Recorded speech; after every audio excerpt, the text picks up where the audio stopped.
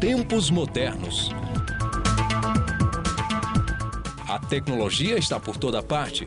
As atividades do dia a dia estão cada vez mais facilitadas pelos bytes, processadores e redes de dados.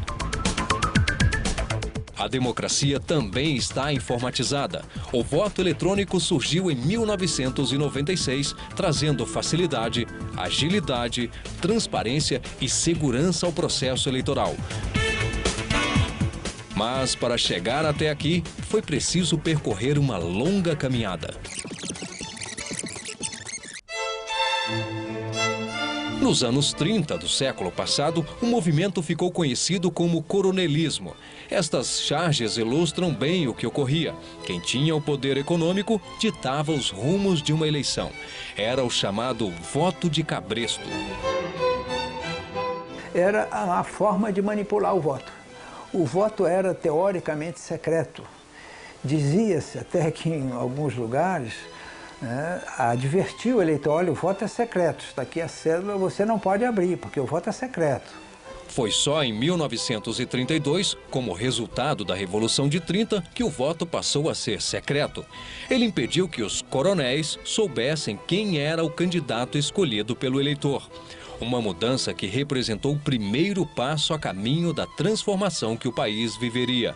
Uma delas foi a criação da Justiça Eleitoral, com um código que já previa o uso de uma máquina de votar. O primeiro modelo da máquina de votar foi criado em 1960, mas nunca chegou a ser usado. A intenção era diminuir o número de fraudes com base no princípio de que as máquinas são neutras. Nos anos seguintes, foram criados vários protótipos, mas para aposentar de vez a urna de lona, seria necessário mobilizar o país e recadastrar todos os eleitores brasileiros.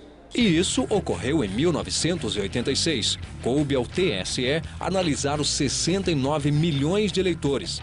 A população compareceu em peso aos cartórios eleitorais.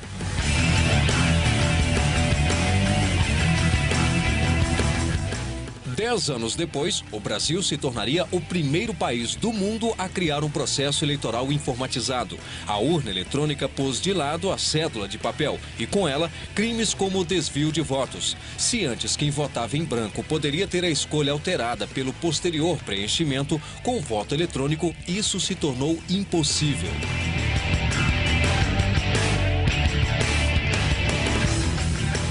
Atualmente, a lei prevê a possibilidade de que representantes dos partidos políticos fiscalizem o sistema eletrônico de votação antes, durante e depois de uma eleição. Segundo o secretário de Tecnologia da Informação do TSE, os partidos poderiam se empenhar ainda mais na fiscalização. Esse comparecimento dos partidos nesse processo poderia ser bem melhor.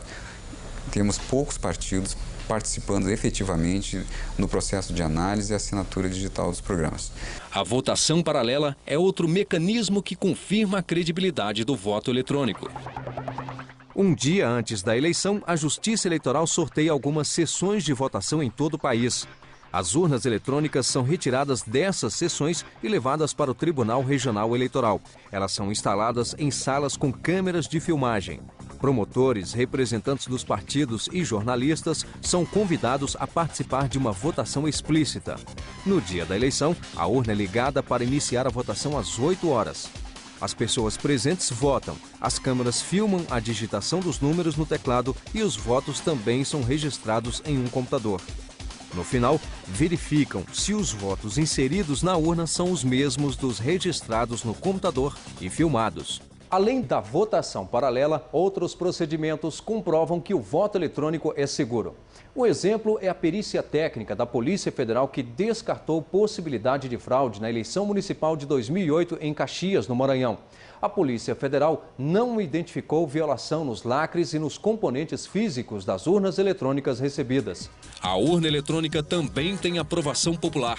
Pesquisa do Instituto Nexus mostra que 97% dos entrevistados confiam nesta maneira de votar. Depois de 12 anos de uso, de experimentação em eleições populares, a urna eletrônica tem se revelado um sucesso. E estamos aperfeiçoando. Agora mesmo, já conseguimos aprovar uma resolução mediante a qual o eleitor, ao consignar o seu último voto, vai visualizar no monitor da urna um resumo, um extrato, um espelho daqueles candidatos cujos nomes o eleitor sufragou. E aí, o que faz o eleitor? Confirma, ou retifica, ou desconfirma, e o candidato fica na certeza de que não vai perder a eleição ou não vai ganhar a eleição mediante fraude. A confiança na votação informatizada e os mecanismos de segurança já adotados dispensam o uso de papel nas eleições, tanto a antiga cédula quanto a impressão do voto eletrônico. O voto impresso já foi testado em 1996 e 2002, mas foi em seguida descartado porque não agregou segurança e transparência. E, além disso, ele apresentou os seguintes problemas: demora para votar nas sessões com voto impresso, desinteresse dos eleitores pela recontagem dos votos, grande número de panes nas impressoras por travamento do papel dentro do equipamento, alto custo de implementação, cerca de 650 milhões de reais, possibilidade de tentativa de fraude por meio da porta de conexão da impressora. Eu acho melhor ficar como está mesmo, porque se caso ocorrer essa situação aí, muita gente vai se complicar. O voto não é secreto? Iria atrasar um pouquinho a votação. Eu acho que seria meio ruinzinho. Que eu mexo com informática e já sei como é que ocorre o sistema. Acho que é um retrocesso, primeiro porque vai implicar uma nova tecnologia, vai implicar de você ter resultados que podem ser manipulados. Por exemplo, um fiscal de urna vai ter condições de saber quantos votos estão migrando para este ou para aquele candidato e ter movimentações em torno disso. Então, eu acho que é perigoso, acho que tem que ser mantido como está. Se o voto é secreto, eu acho que tem que permanecer secreto, ou senão não é secreto. É para aperfeiçoar ainda mais o sistema eletrônico de votação que a Justiça Eleitoral está adotando a identificação do eleitor por meio das impressões digitais. Com a identificação biométrica, quem vota vai ter a fotografia, os dados pessoais e impressões digitais lançados em um cadastro. Isso vai afastar por completo o risco de uma pessoa votar no lugar de outra. A previsão é de que em 10 anos, todo o eleitorado do país já possa votar dessa maneira.